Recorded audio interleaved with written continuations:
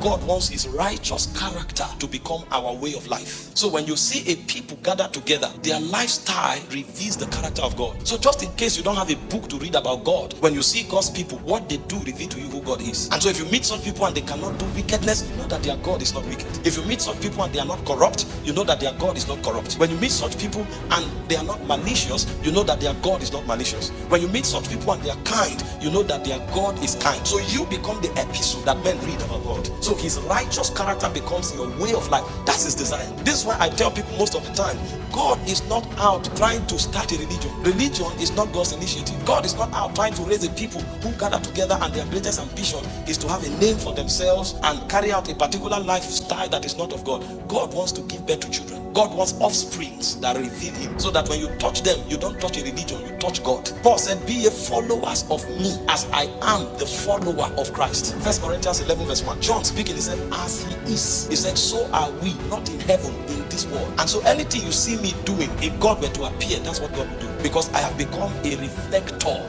of God. I've become a mirror image of God. That's God's desire. And if these things begin to happen, you will find God in the bank. You will find God in the market. God will no longer be a being that we encounter only when we come to church. Our society become the reflection of God's character. And this is where spiritual civilizations are born. This is what every spirit is obsessed about. If you go into different nations, you can touch the texture of the spirit that controls those civilizations just by interacting with the people or seeing their way of life. There are territories you go to today, there is an agitation for different barbaric practices that are not consistent with God's will. So you know that the signature of those spirits are in those civilizations. It's our humanity that makes us think spirits are so interested in the things we're interested in.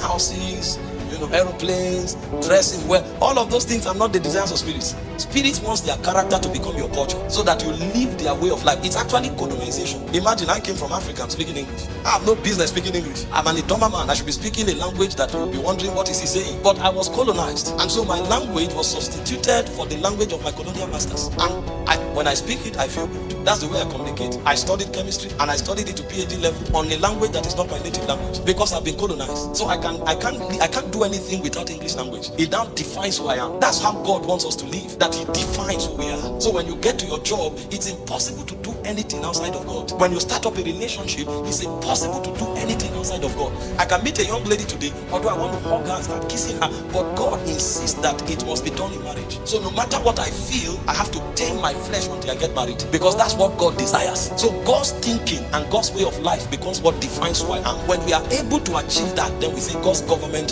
has been made visible. That's the desire of God.